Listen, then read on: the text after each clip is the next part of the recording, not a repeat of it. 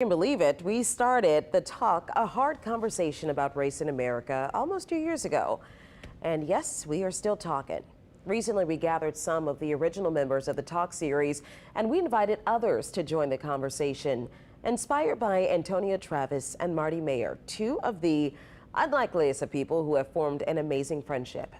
Now, as this group met this week, we watched The Talk turn into a conversation that expanded beyond the bias and microaggressions, but how others can take this information and talk about it in their own homes. It was just one of the many topics we touched on as we sat around and talked for an hour or so. Here's a quick preview. So one thing that struck me with the video of The Talk when I watched it before and I watched it again is, I have a 10-year-old and 8-year-old white kids.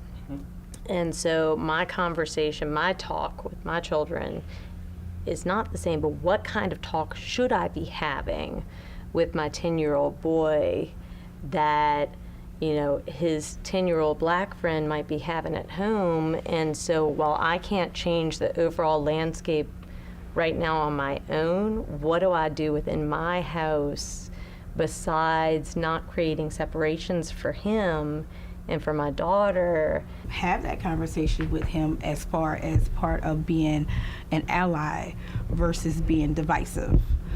Just as long as you're keeping that conversation going with your children, it's more fruitful that way than to not have that conversation at all. How do you exactly explain and get maybe a child that's under 13 to understand what racism is and get them to see, how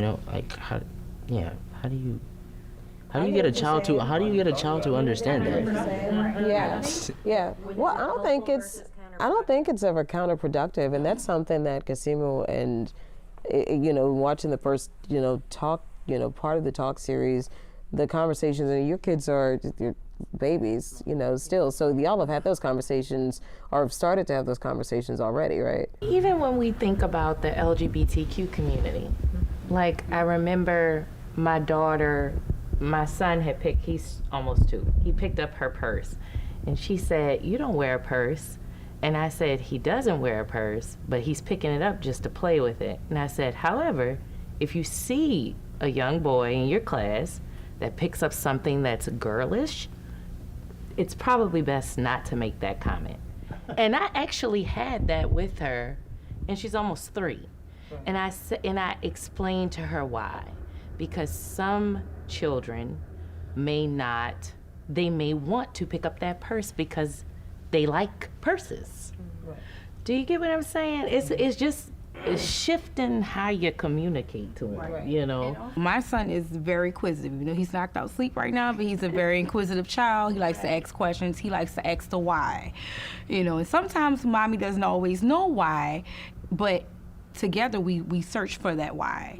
But I do have, that conversation. He asks, he'll see someone that's different from him. He'll ask those questions. And it's more so age appropriate to where his cognitiveness can catch on to it and can grasp a hold on it. So I appreciate and I love the way that you taught her in a sense of appreciating someone for who they are and not making it a big deal. Right.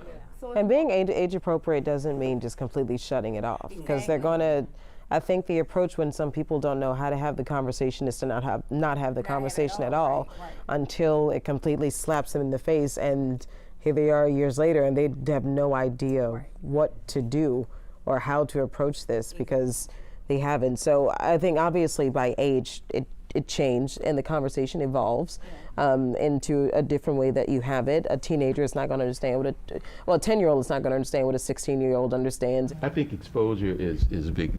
How can you imagine yourself doing something if you've never been exposed to it? Mm-hmm. You can't. If you've never seen it, if you've never experienced it, if you've never been exposed to it, it's pretty difficult to think that, I could do that, or I could do this, or I could do that. And I think exposure is the key to all of this. If my child is old enough to experience racism, your child is old enough to learn about it. And I think that there's a lot of truth to that statement. That is true. Mm-hmm. I take moments like this and I use who I am in my community and to my my immediate community, and I take that. Like he said, it may seem small, but I know people who are connected to me, who rely on me, who view me in such a manner to where I can use that, and where we can have these conversations. I think exposure is everything.